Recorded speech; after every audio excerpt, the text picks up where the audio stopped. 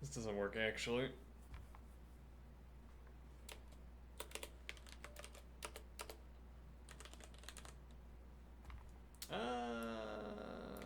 It might work. There's an early termination we're not getting.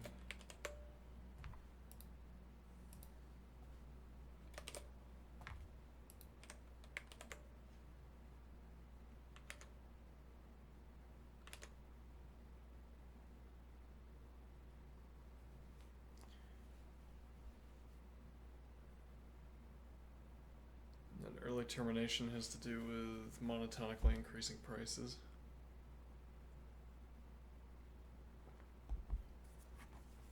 If you had a stretch where the prices are always increasing, there can't be any discount on this problem.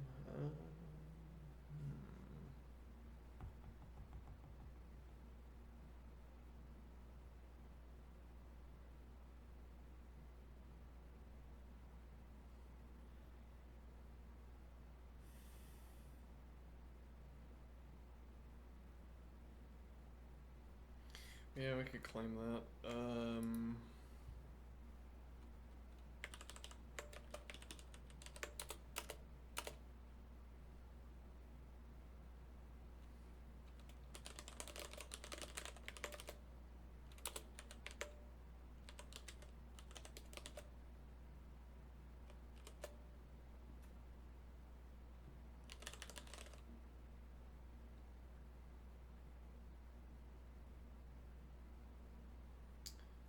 So we can actually do define values.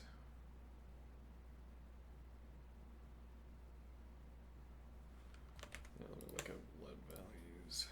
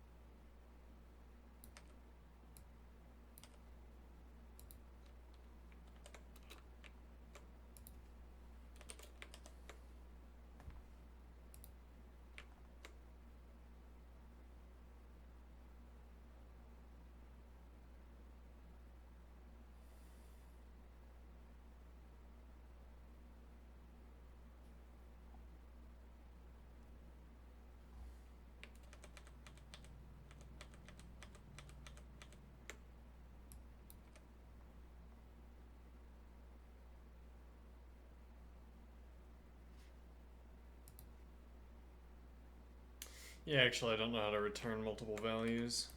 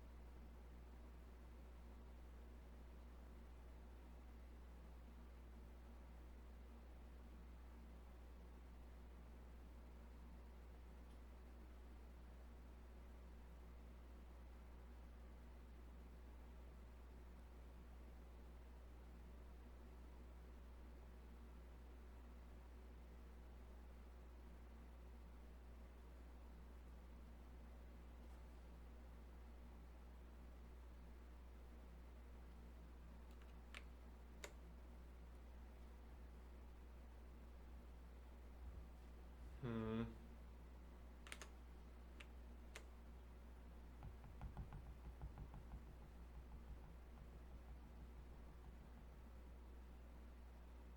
Okay, but that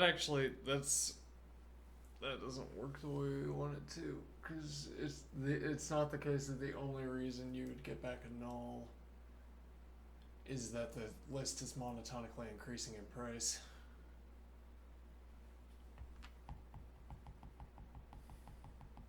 Right, you would have to put in a lot more logic.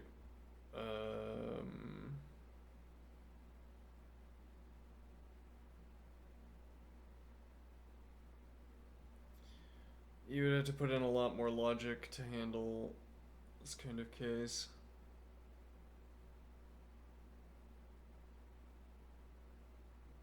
What is this kind of case?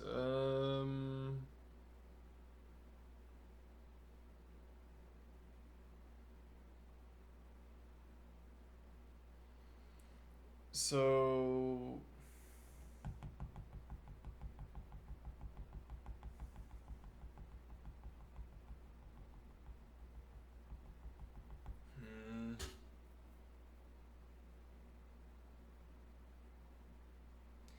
yeah, so the monotonicity requirement, the monotonicity characteristic means that, well, so the constraint of the problem is that if you buy the ith item, then you will receive a discount equivalent to prices j, where j is the minimum index such that j is greater than I, and prices of j is less than or equal to prices of I.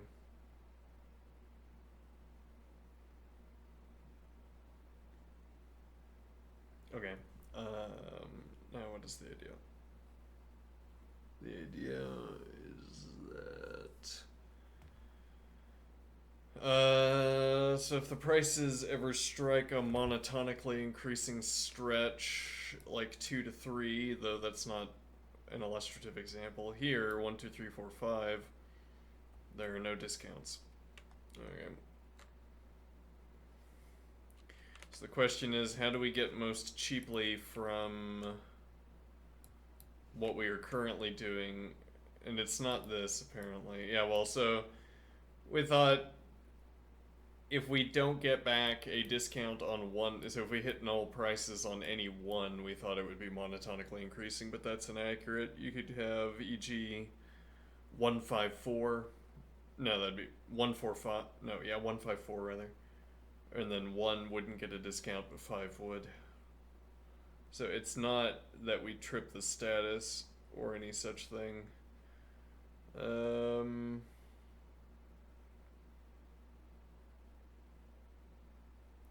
And now this also means that we're not.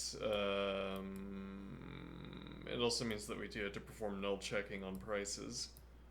We thought if this condition held, if we knew that it was monotonically, the list is monotonically increasing, or really in general, if the only reason we could hit null prices is because the process was done either because we were at the very end or because of fold left, because we had to fold left the remaining elements from prices onto output, then we could skip the null checking up here.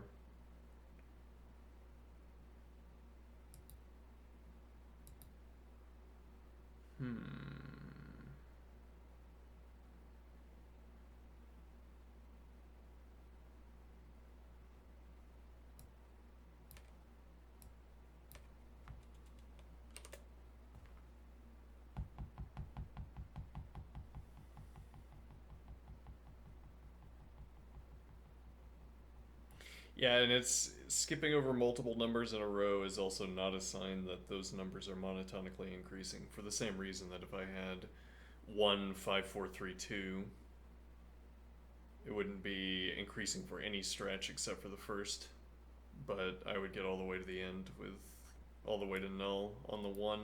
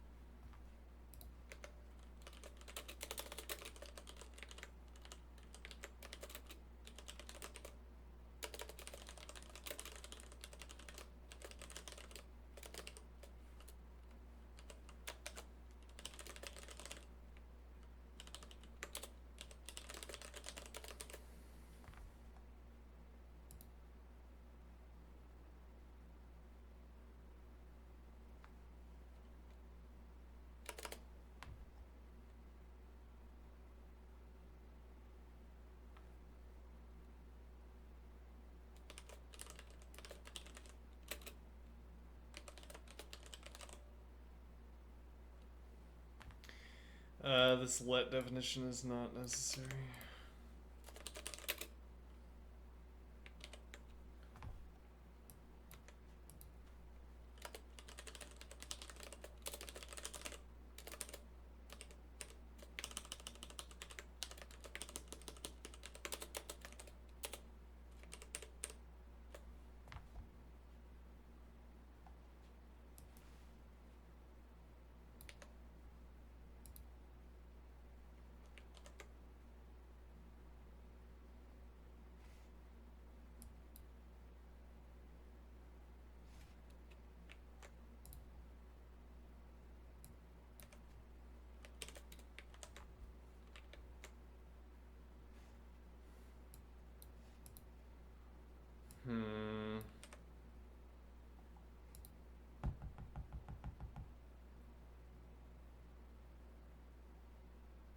Is there any way to make detection of monotonicity fall out of this cheaply?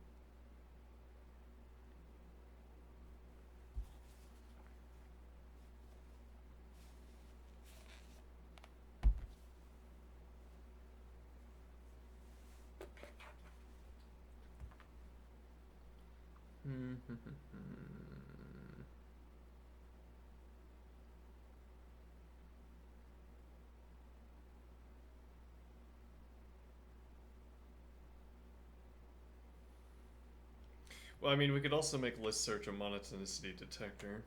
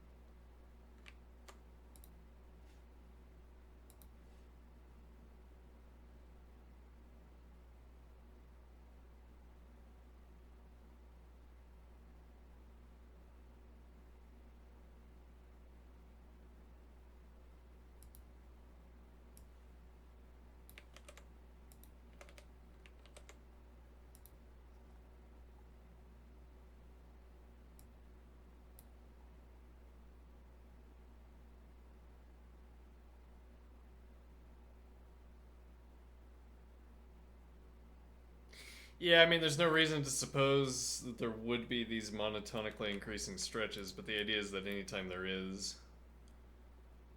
Yeah, there's a lot of checking to find that out. It's like you would need to have some suspicion that this is a common case. I'm thinking.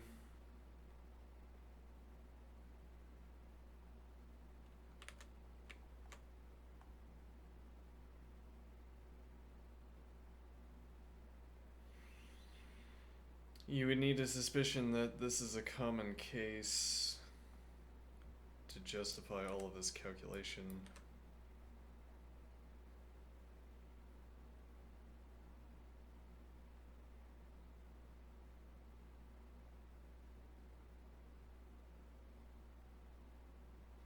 Well, you're if checking. I don't know how expensive that is. If anything, the extra expense is having the extra function.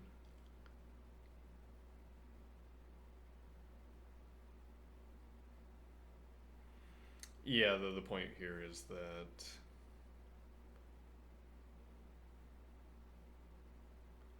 we can move on from asking this if check. Whereas if I register this merely as a boolean that we carry around with us, we have to carry around the boolean, but also we have to keep asking this question.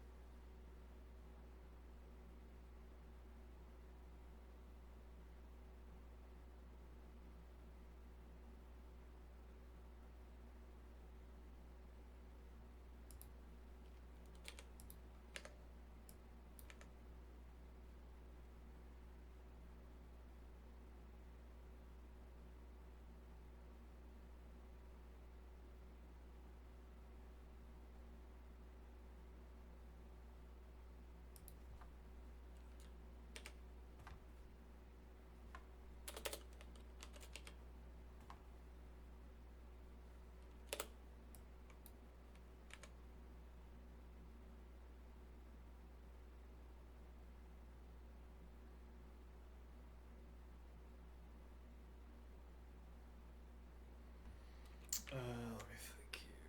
If less than car prices, previous natural.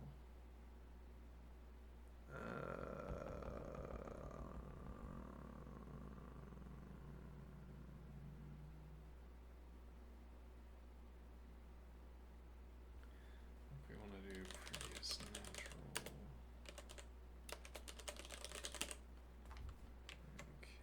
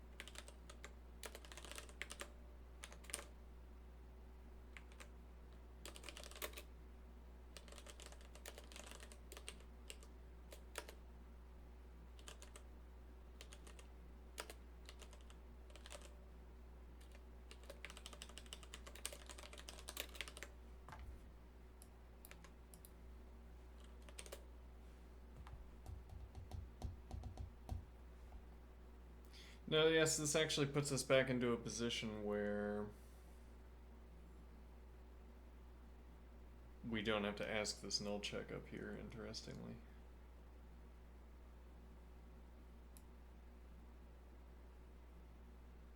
I think.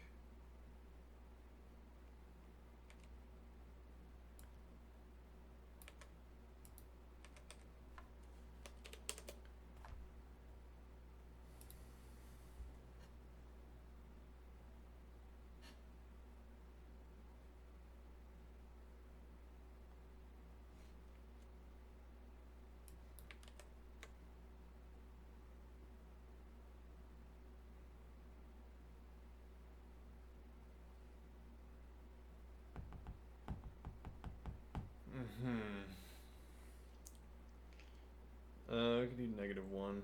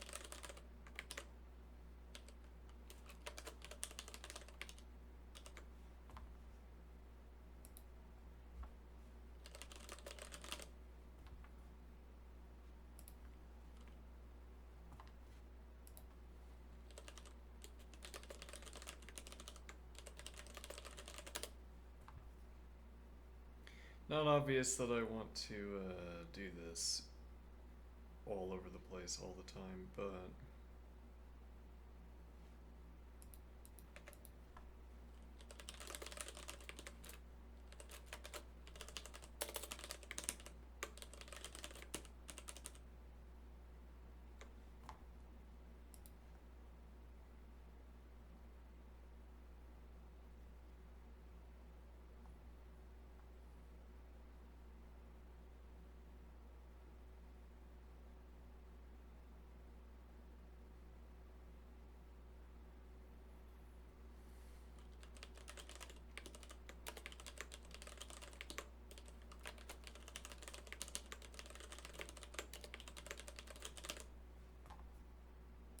I mean, this could also be exactly what we ask an interlocutor to do for us, and we merely read.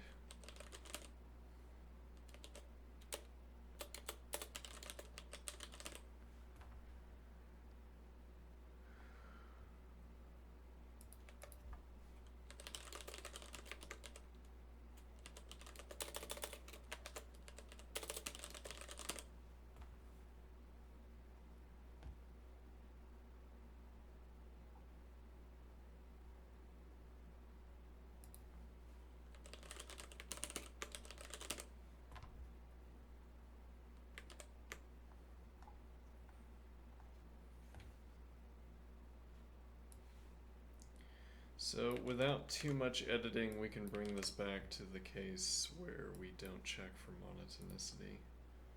And then we can find out if that's more efficient. Wrong answer.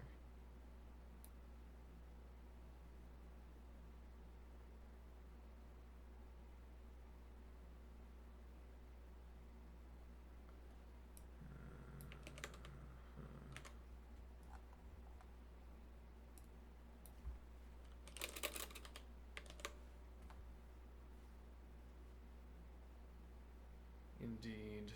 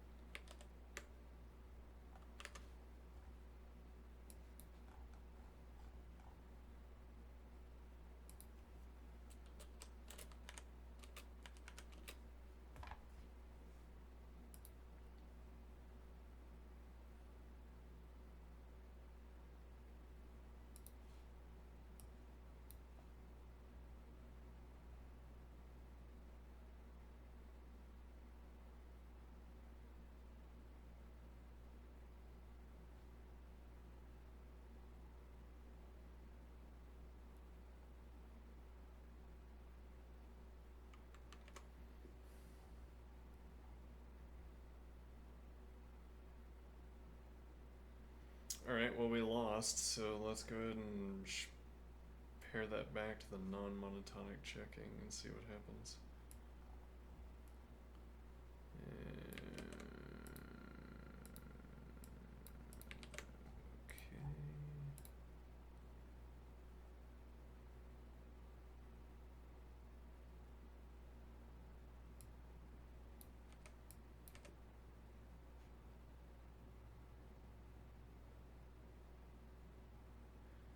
Then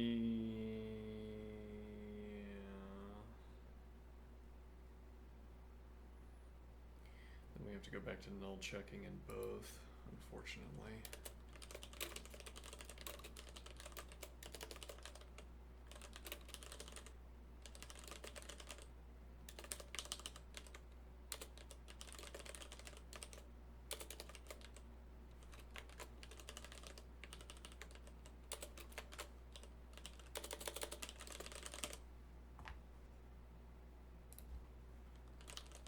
I don't think I need to label literals, unless I want to do it as a joke.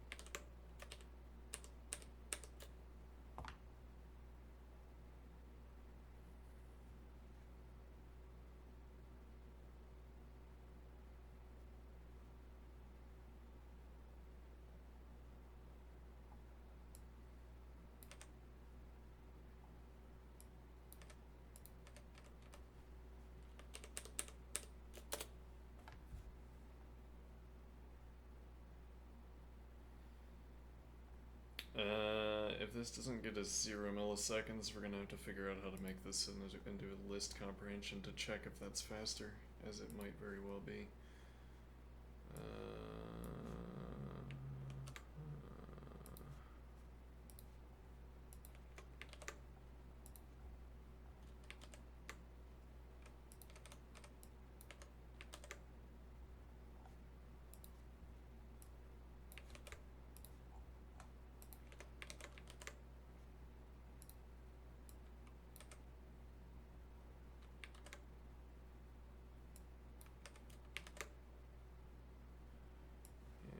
Okay.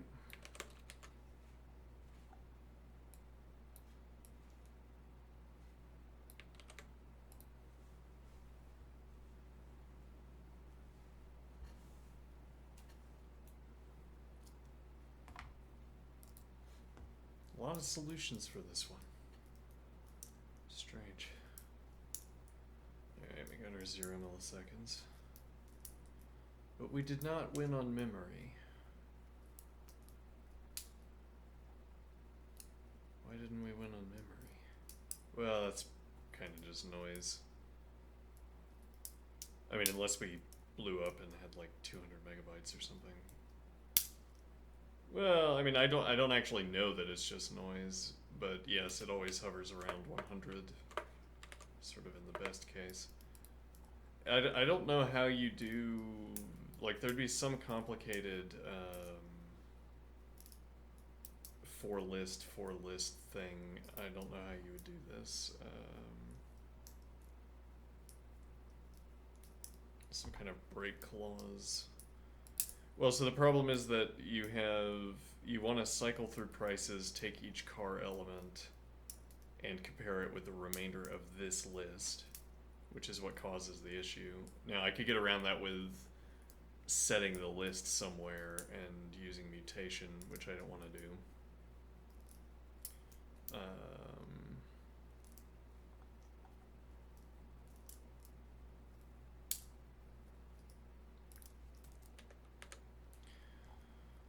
What's the idea here? So, yeah, you can't.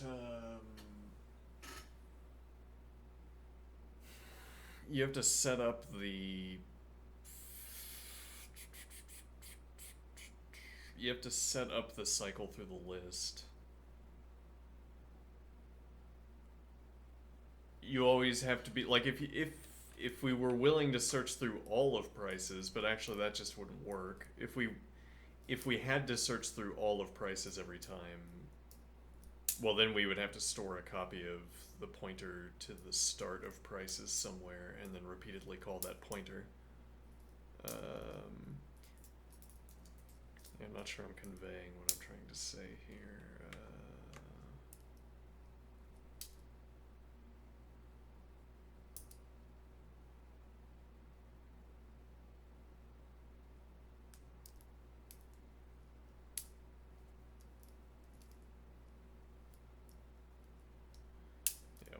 Point accomplished. All right.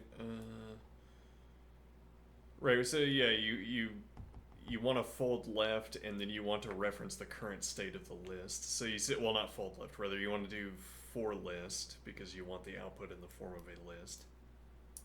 But then you'd have to be able to reference the sheared list of prices. So you're not cycling through all of prices, but a sheared form of it. But that sheared form would update every step.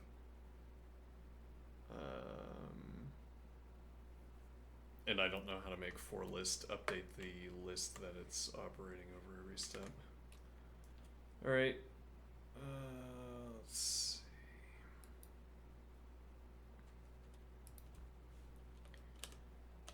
Racket/scheme. I mean, honestly, yeah, if you don't use list comprehension.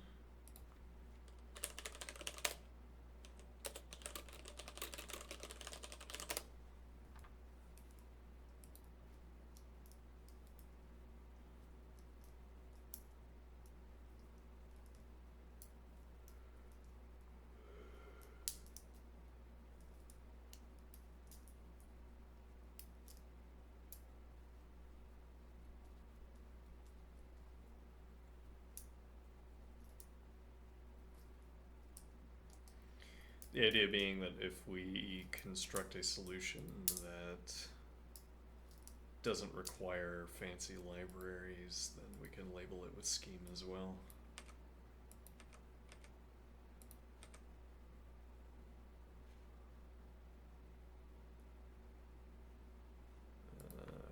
Let's see, 0 milliseconds, 101.89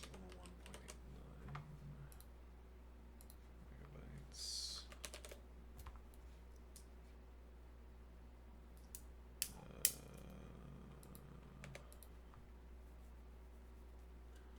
I tried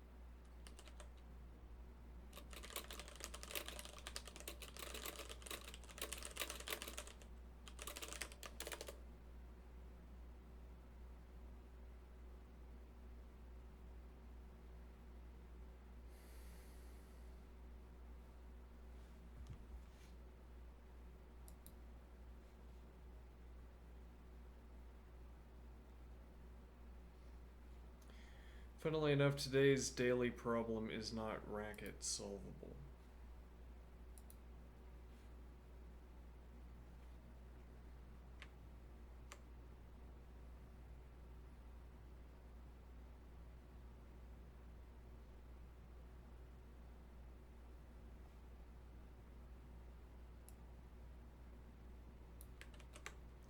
Right, this is the interlocutor's preference. Not for nothing. This is also how the interlocutor wants to see Racket code.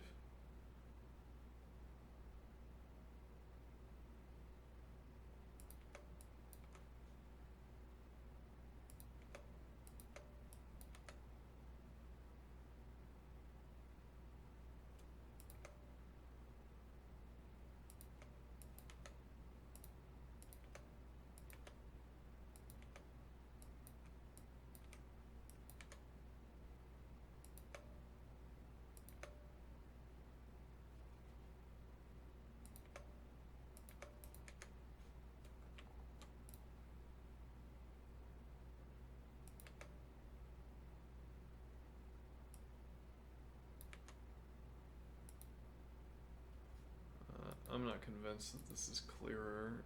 It wouldn't have to be clearer though, because the loop construct is the point.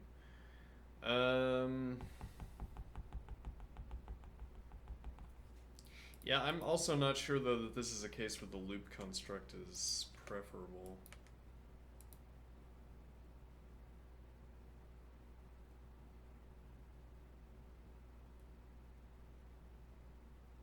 Also, this bizarre preference for.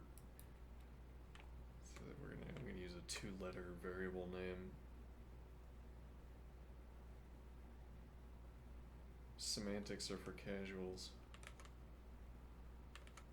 Let's see. So this is problem number 1475.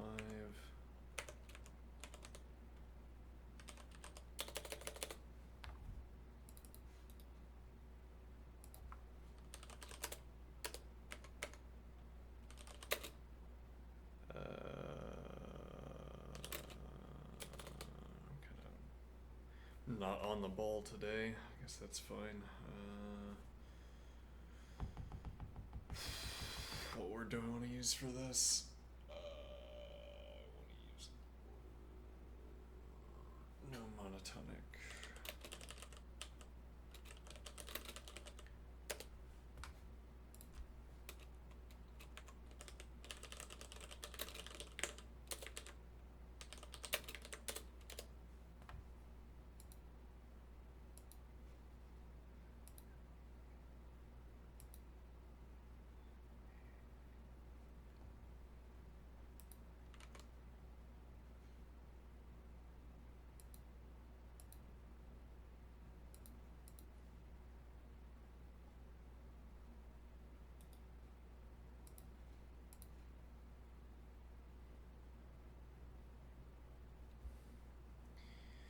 Alright, I'll claim this easy.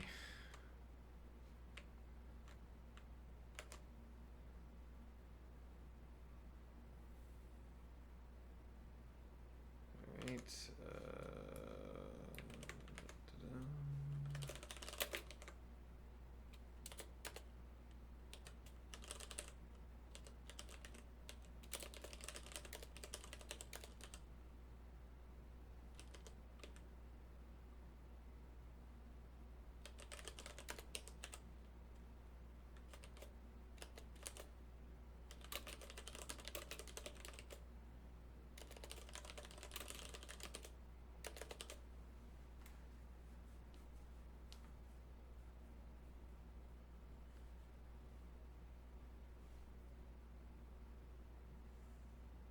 we could do this as full del as well. No, because we would have two updating values, the output and the sum. Yeah, okay. Let's see, if null num's reverse output, I'll running sum with CDR nums. Actually, reverse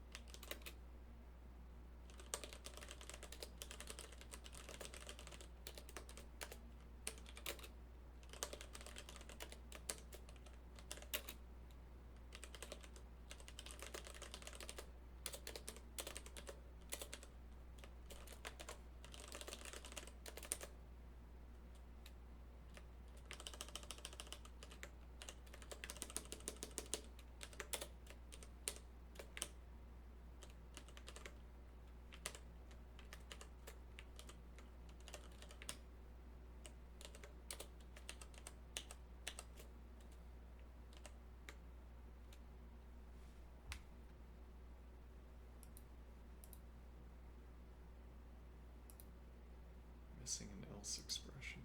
Oh.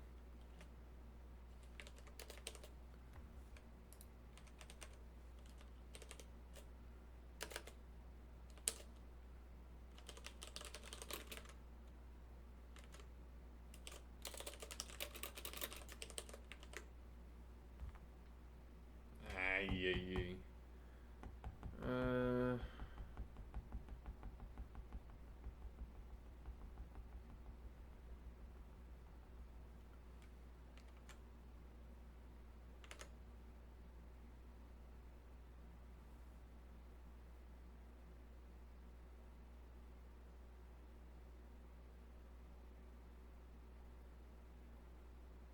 The idea is that I don't want to use a let definition to update the sum in each step. Let me think here.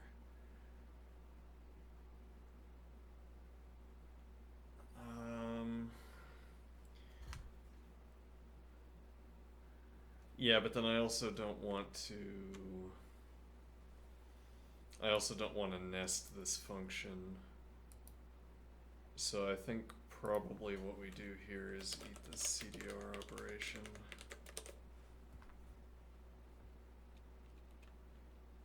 Because otherwise we could start this with car. Actually, maybe we can do that anyway. No, because we're going to see car again. Yeah, let me think here. Yeah, we'd have to be able to set the default argument to CDR nums, but we can't do that, as far as I know. We'd have to get nums separately and then set CDR. I guess we can go ahead and confirm that. Nums. Yeah, well, it would be nums CDR nums, which, yeah, that doesn't work. So on the whole here, yeah, we have to start with some value. 0 in this case, it needs to be 0. Now what we're doing CDRing, because the 0 gets const on, we're going to CDR at the end. And I take this to be preferable to... I could be wrong about this, incidentally, but I take this to be preferable to...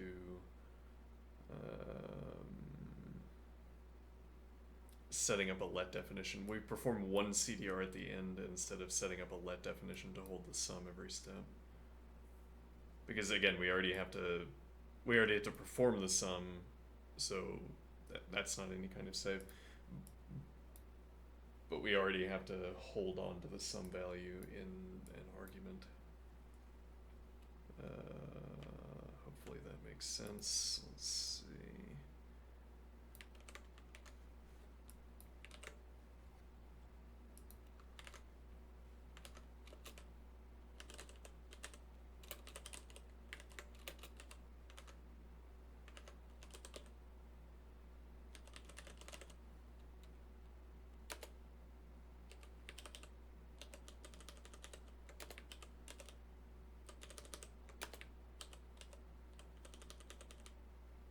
I could just start doing this.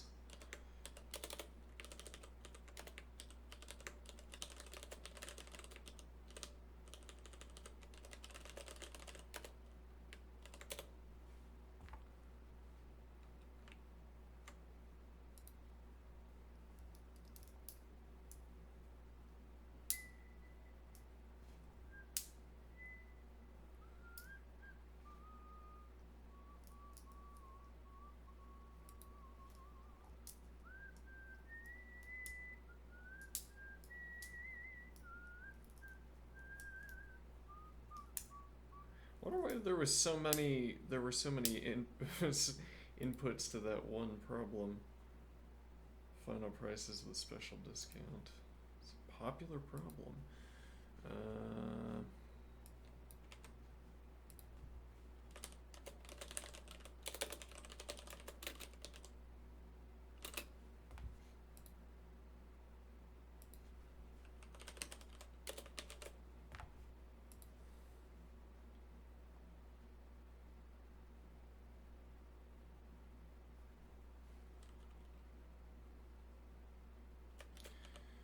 If we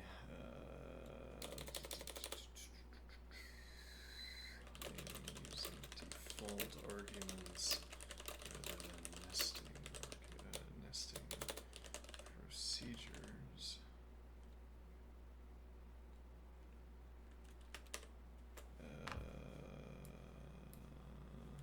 The problem with two related and undesirable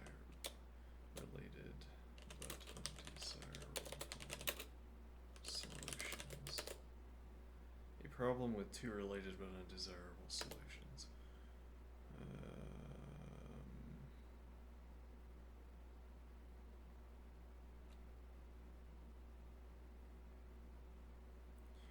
We can use a let definition in the body of the procedure to hold on to the specification of the current sum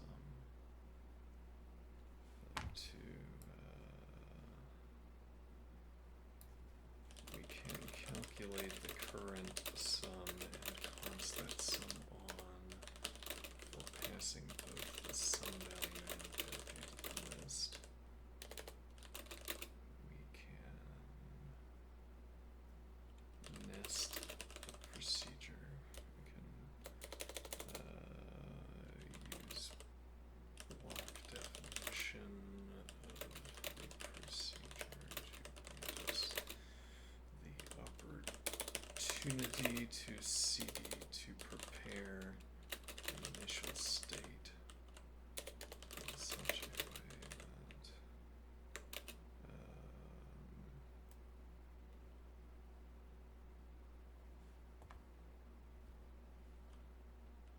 the sum value is the first, is the car, is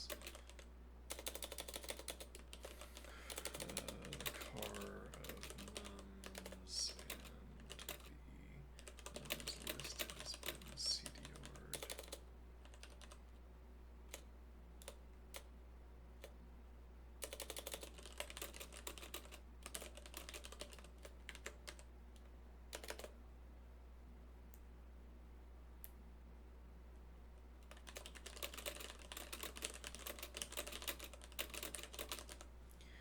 Either of these two options avoid the CDR at the end.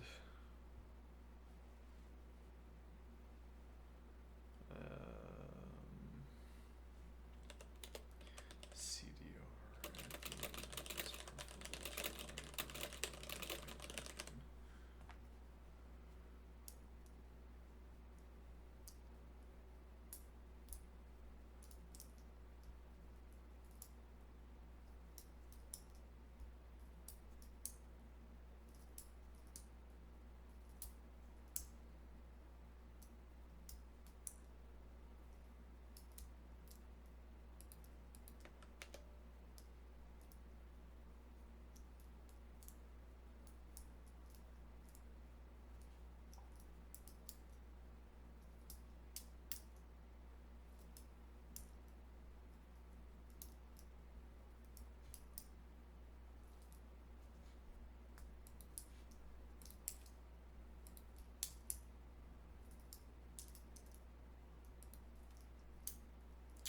I forgot to open in a new tab, and yeah, this is SQL, which I already suspected.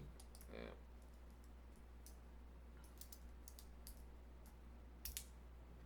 So we go back to the list. How inefficient.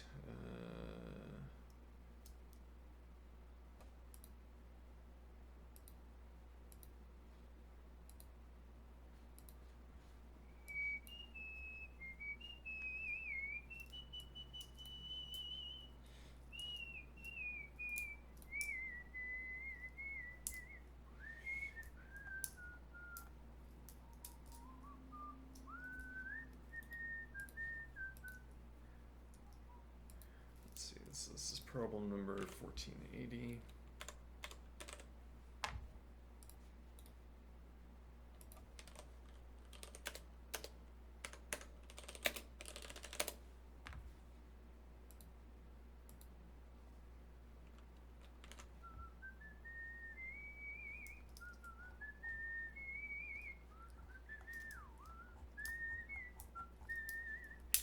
Given an array nums No, that's what we just solved. Right. Okay. You are given an integer n and an integer start. Define an array nums where nums of I is equal to start plus 2 times I, 0 indexed, and n equals nums length. Return the bitwise XOR of all elements of nums.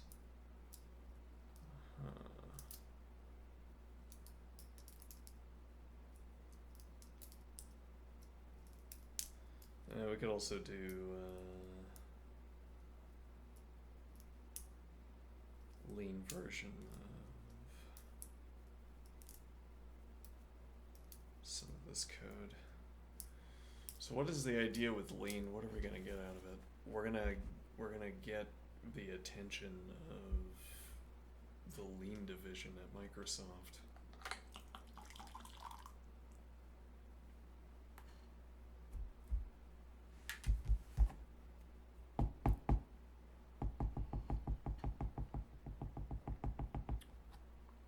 And then we're gonna get hired to work on lean certification.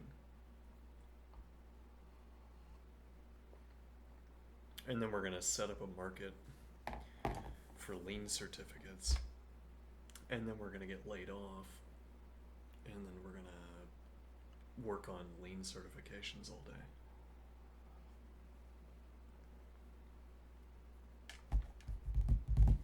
A little bit like the old Mechanical Turk system, which maybe still exists, except for lean certificates. Yep.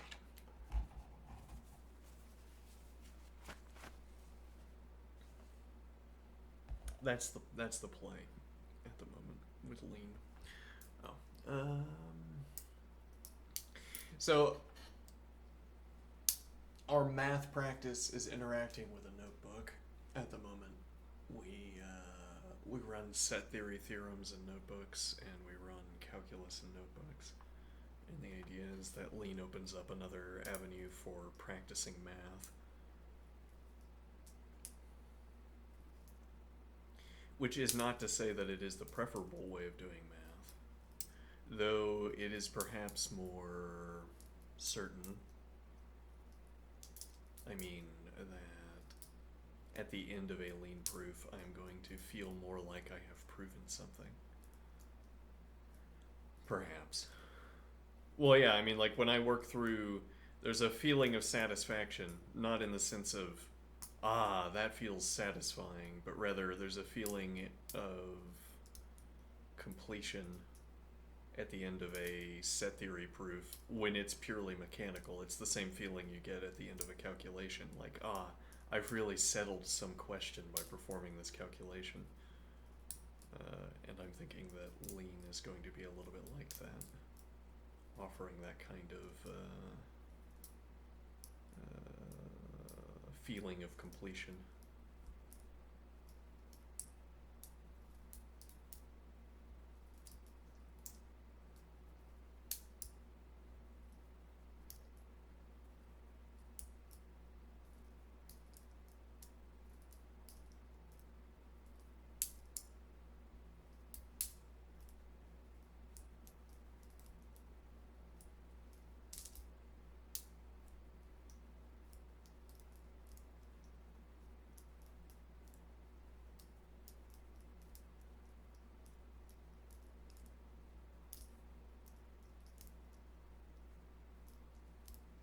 The bitwise XOR of all elements of nums.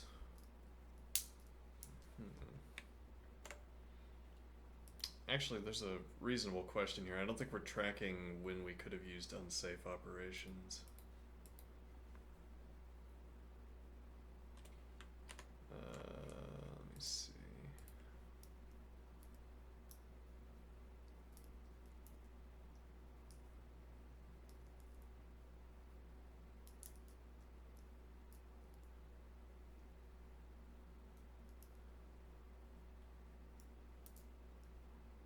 Yeah, like here, unsafe consts on the output is fine. Unsafe fx plus is not fine. unsafe car is not fine. Unsafe CDR is not fine. But consing would be fine. Specifically because we know we started with a null list. Well, the point is that we wouldn't be propagating a list that well, we wouldn't be propagating a primitive data object that purports to be a list but isn't.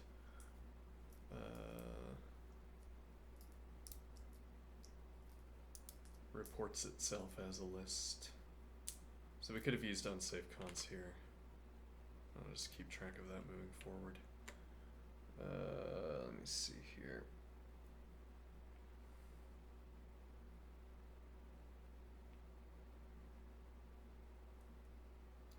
I feel like I'm getting tricked here into not understanding something.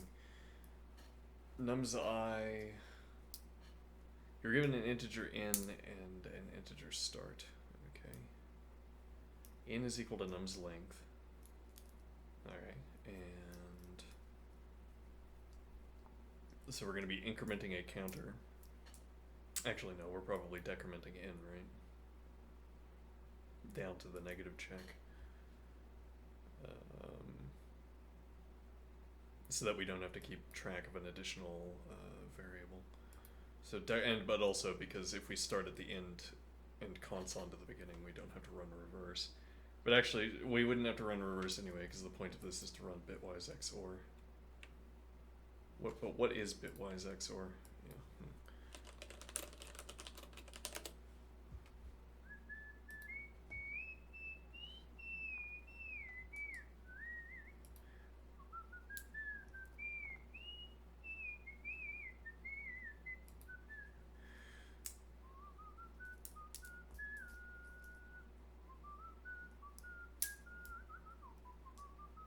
So the point is merely that we run bitwise XOR on each number in turn. Well, I mean, there's the potential here that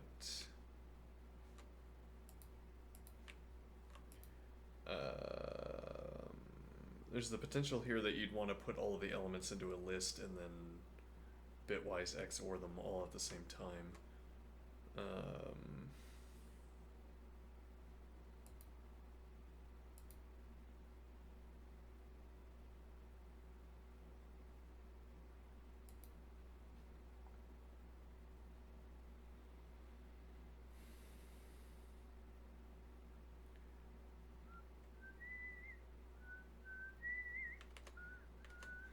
We can get started on this version in a minute. Okay.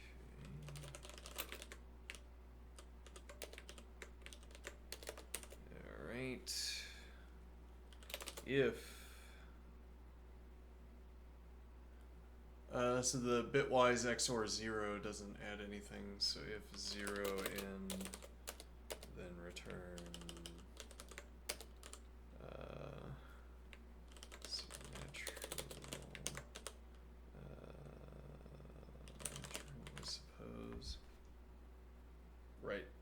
we also want to maintain ignorance. Alright, maintain a display of ignorance. Output.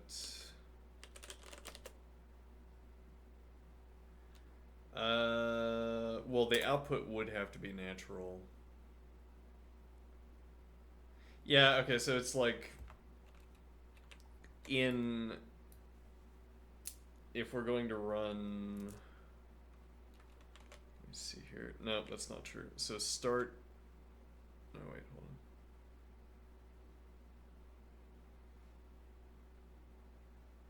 on. Let me think here. Yeah, we don't actually reference in.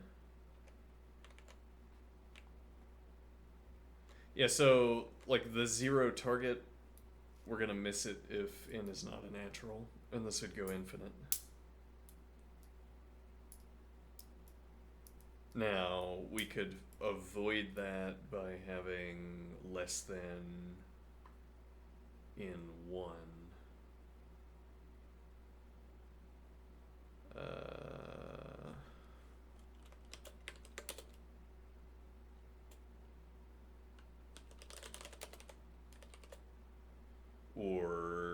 having negative.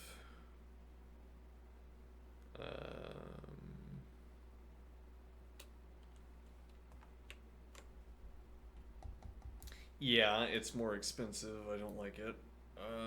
But yeah, okay, then so we could either do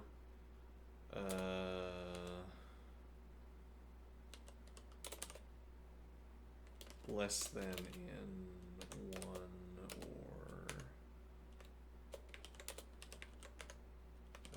negative in natural. But in either case, we don't want to use 0. That's an interesting observation. Because again, 0 is a particular value, whereas negative... Yeah, so this will function fine as a counter value, even if it's a float, if it somehow obtained the float rot. If this value succumbed to the float rot, it doesn't turn out to be a problem in this case, unless we use specifically 0 as our check.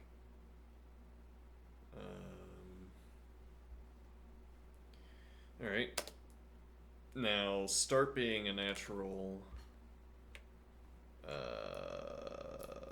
me see here.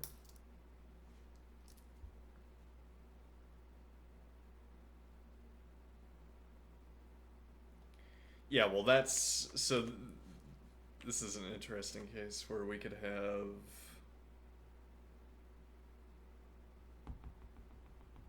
Well, you can't run bitwise XOR on non-naturals, right?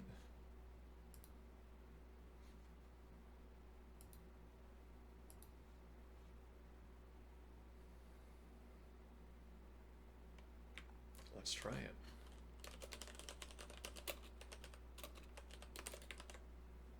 Yep, expected exact integers. Wait, you can do negatives? Huh. I guess it counts their, interesting, counts their bit, their signed bit. Alright, so if this turns out to be... Actually, could this be a negative value? No. If this turns out to be something other than a natural, we would immediately get an error.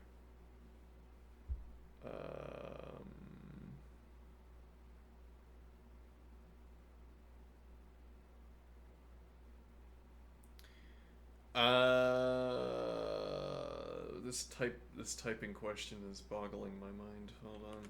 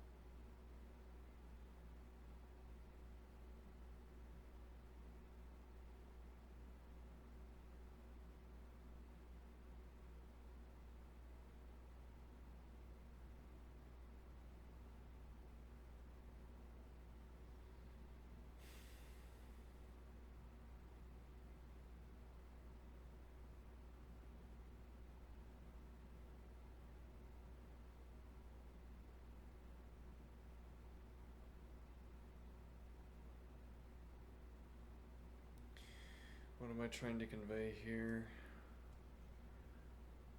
So this start value...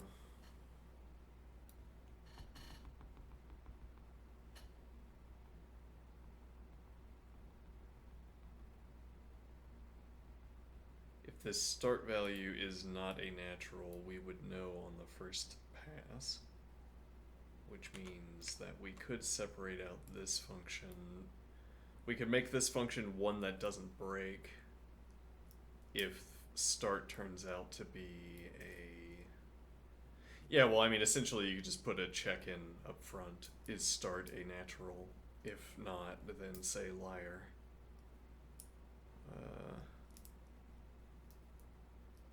I don't think we're going to do that, but I'll make note that I am aware that this could be a problem. Output,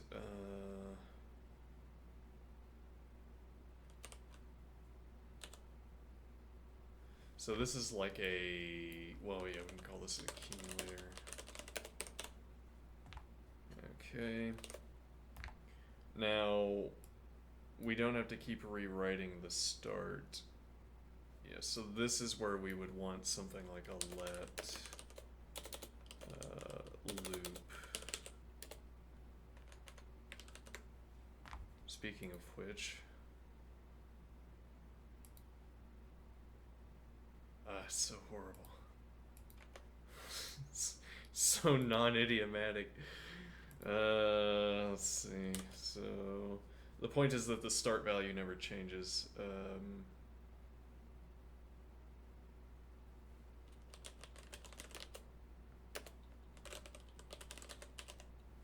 Alright, and then we would also, we could get rid of that.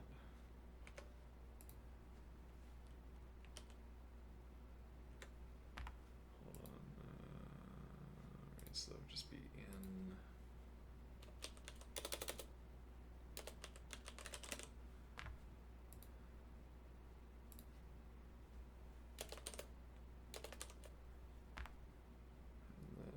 Accumulator, natural, and so I'm going to give this an unquestion marked natural because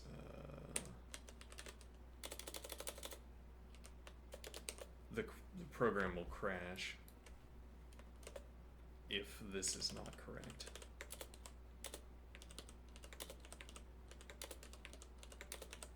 What do I mean?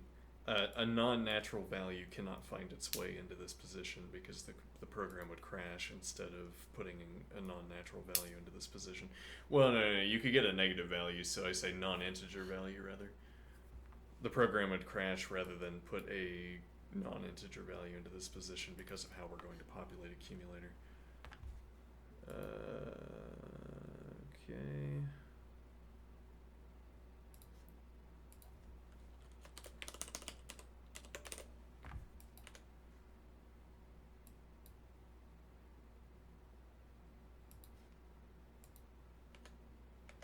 Alright, if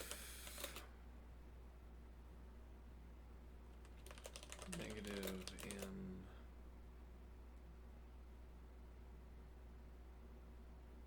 so we're paying at most one additional loop through the procedure in order to avoid the risk of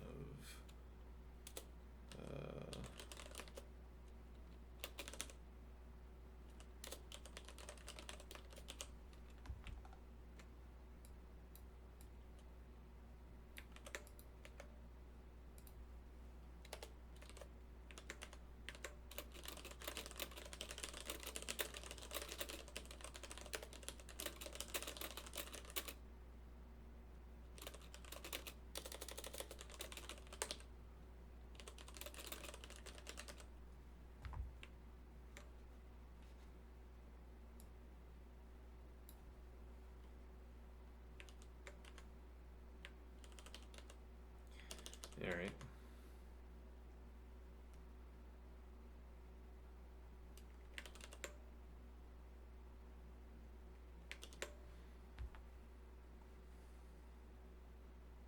Nope, but actually that doesn't work.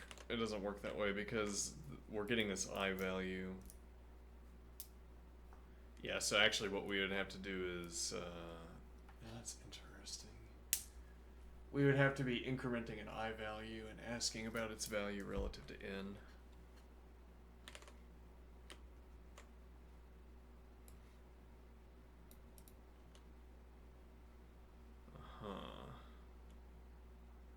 Let's see.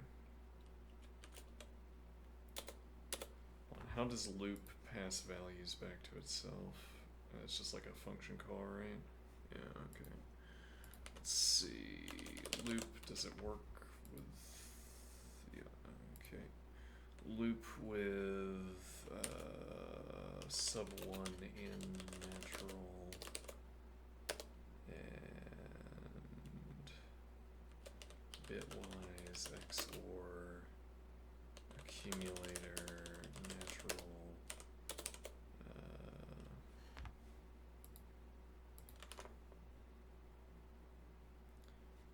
start plus.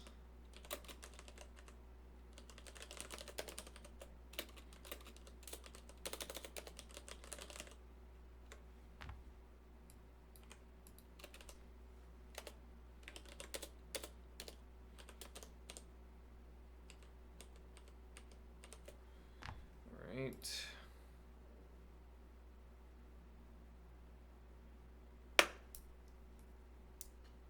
So what is my idea here?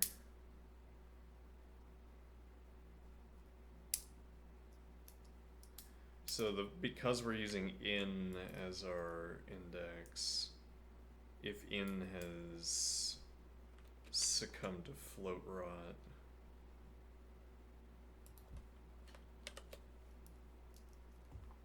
well, I mean, it could be. No, it couldn't be 1.5, right? Because if we do bitwise XOR 3.0, 2.0, we get an error, expects exact integer. So if this were 1.5 specifically times 2, well, if this were x.5 times 2, this would not give us a natural, or would not give us an integer or a natural. Though ostensibly those would be integer or natural values.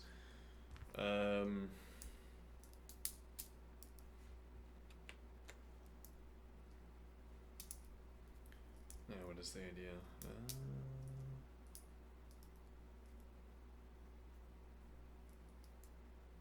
Right, so that risk is there regardless. Now, what we could do instead is use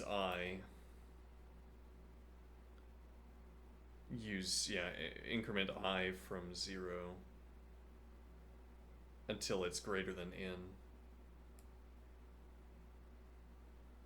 Or I guess increment I from,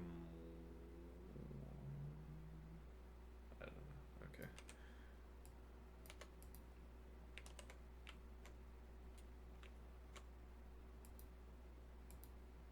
Oh, if negative n, then return accumulator natural.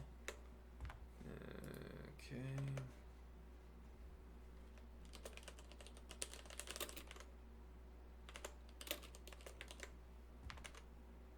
Uh-oh.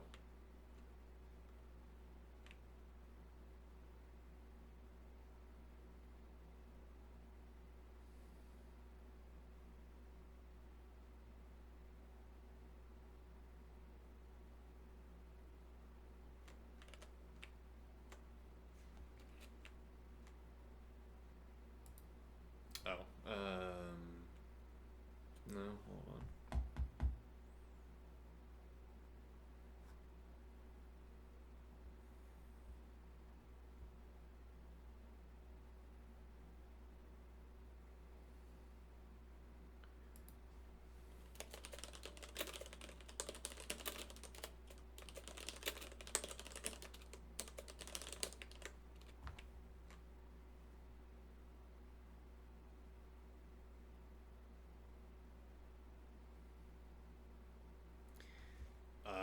How could it jump around?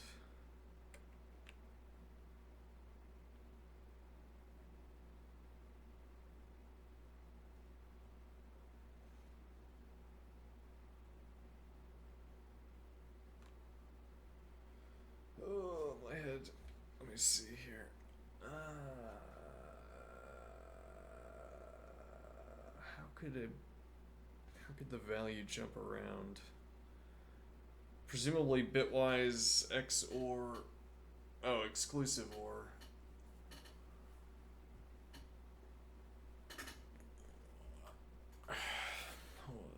So if I do bitwise XOR,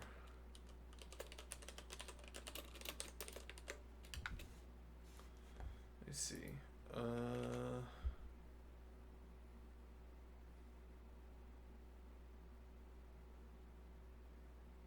So wait, order matters?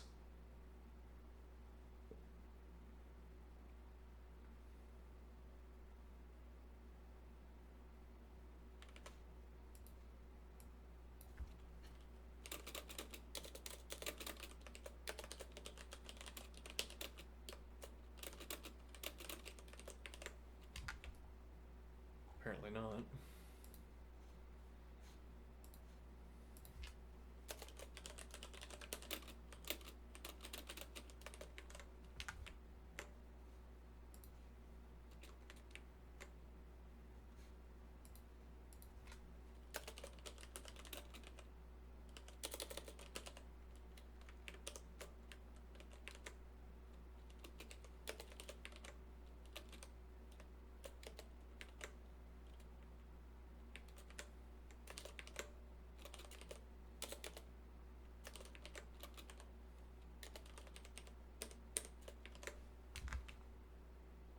Doesn't matter if you do it sequentially either. What are we doing wrong?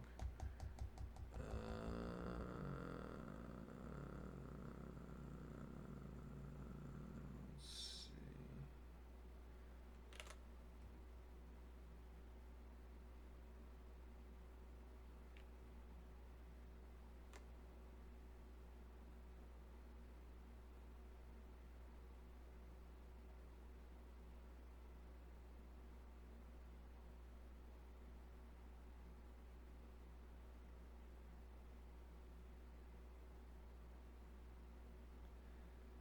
So I is indexed to 0.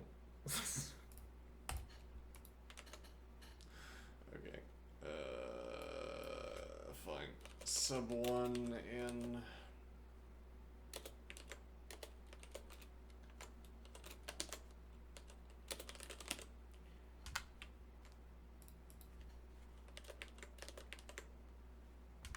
Okay.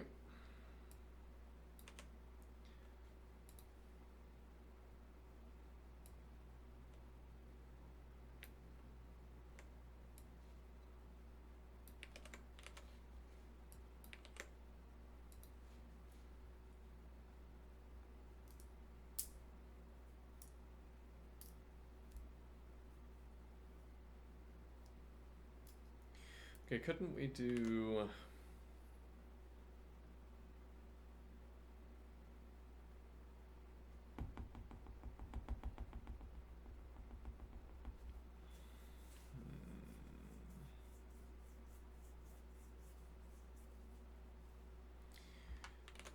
Let's see what the scores.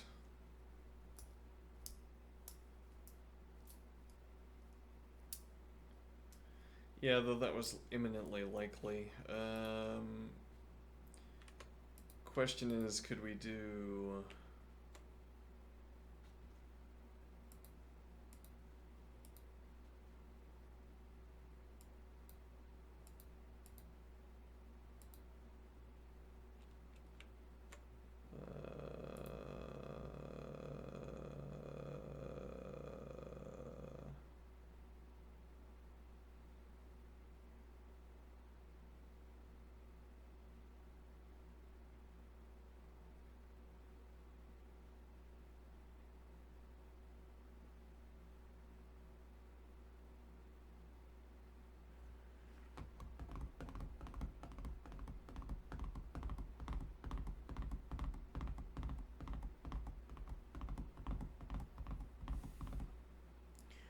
So the idea would be that we set up a range.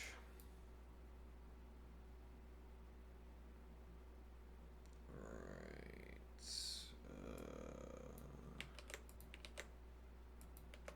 But what is the for operation that we're doing here? Let me go to...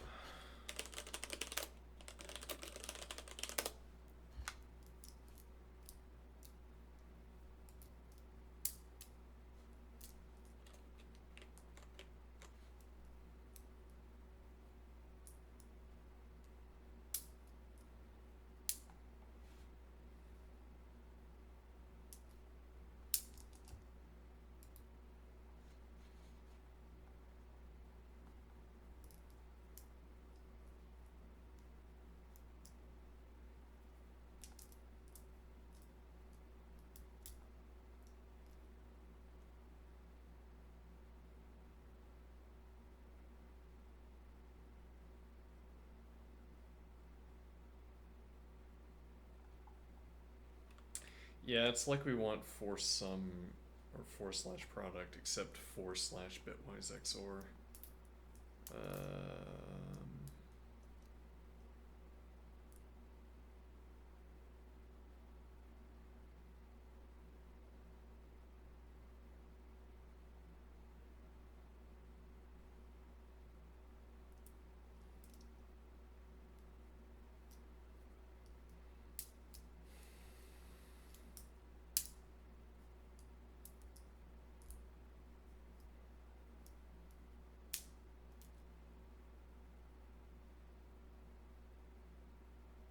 Okay, it could be fourfold range.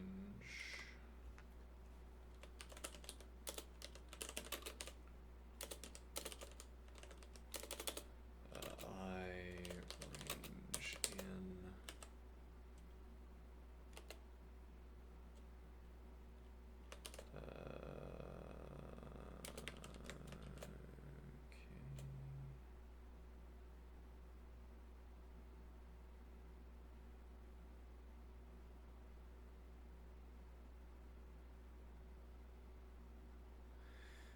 You know, that's another point here. Let's see.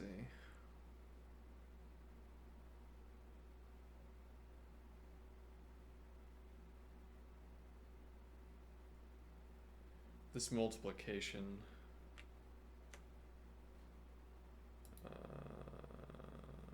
Interesting. So instead we could start with.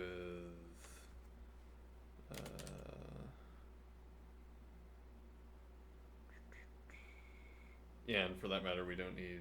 No, yeah, we have to have in for. Yeah, okay. Let's see. So 2 in. Natural.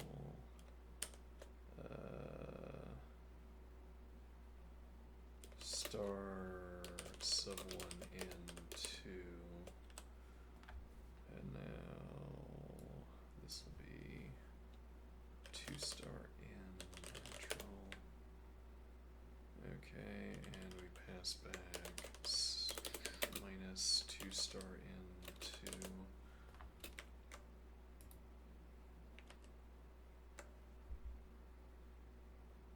Now the idea that we only have to perform one instance of multiplication in every subsequent case is subtraction.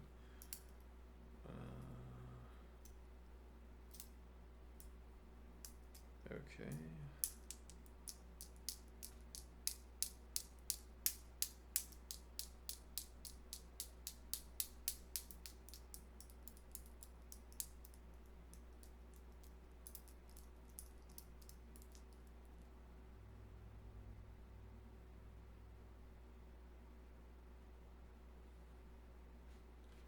I'm gonna do 0.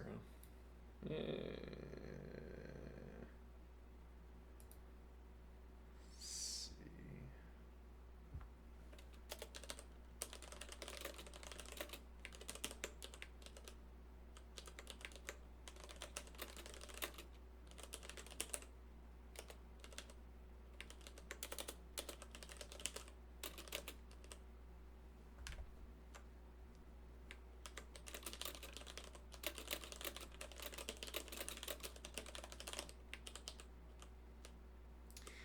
Best of both worlds. Yeah. I acknowledge that there's a safer option, and I decline it. Okay, so can we add unsafe operations to this?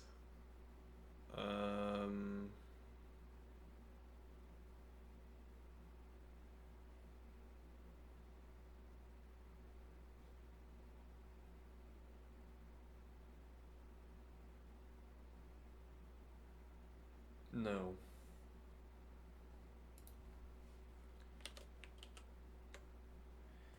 If we asked in advance, we could run unsafe operations.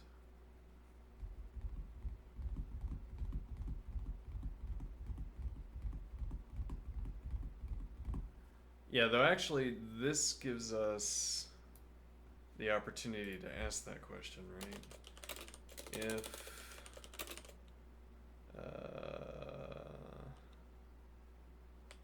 and natural, is that a yes?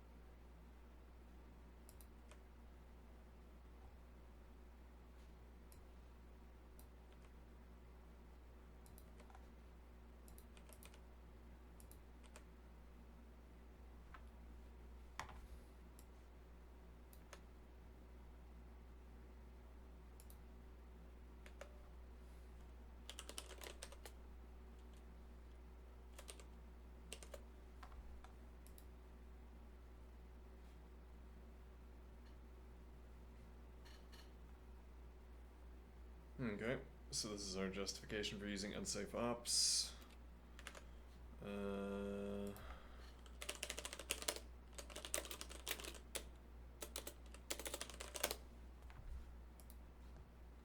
So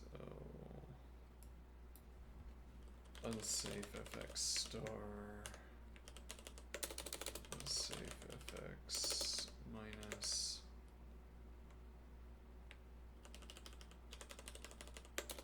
unsafe fx minus.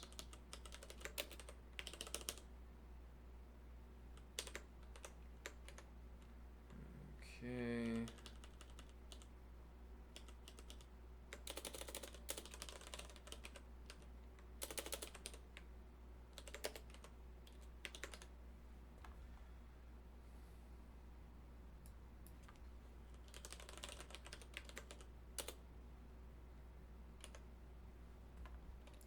Do we have unsafe bitwise?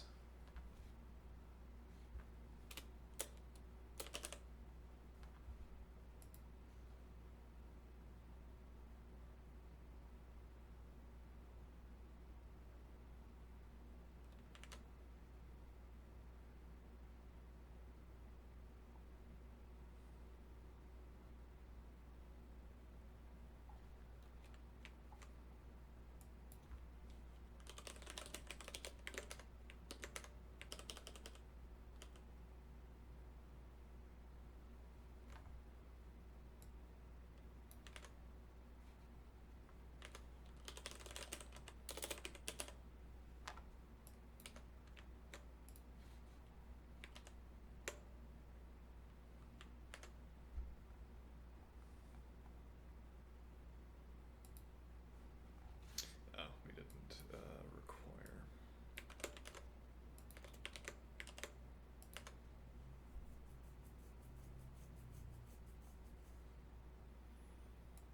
Yeah, okay.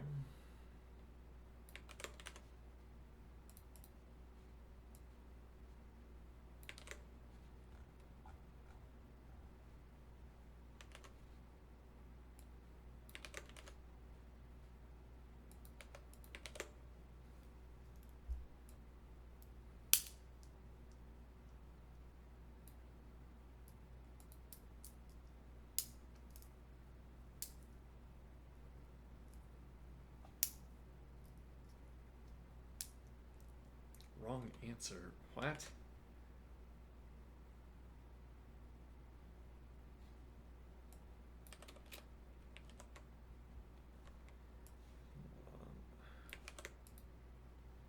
How could we get at a wrong answer?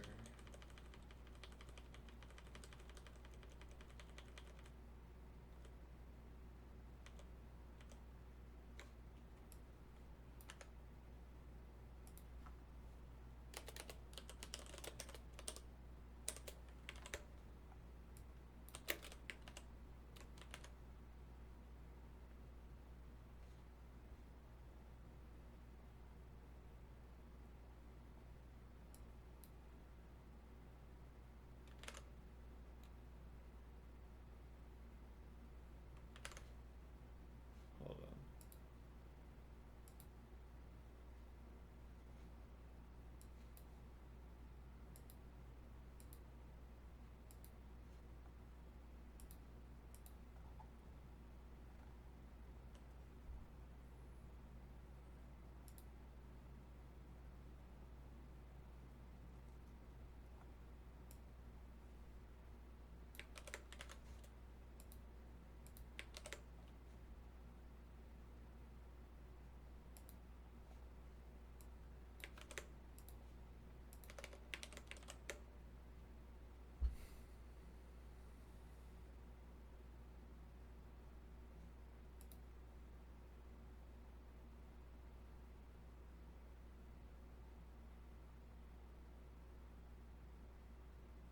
How is this producing a different value?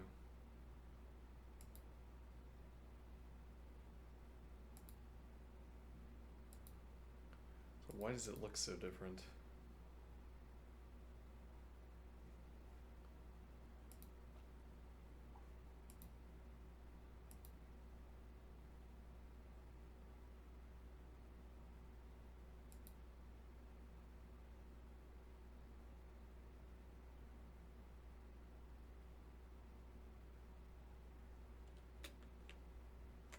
Let me see here. It's because I changed the subtraction rate.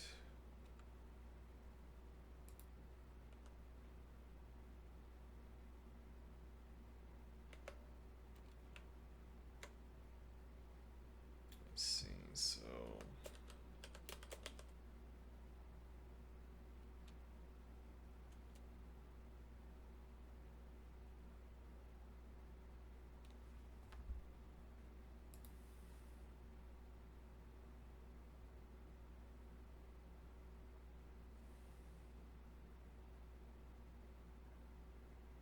okay, well, why would that fail?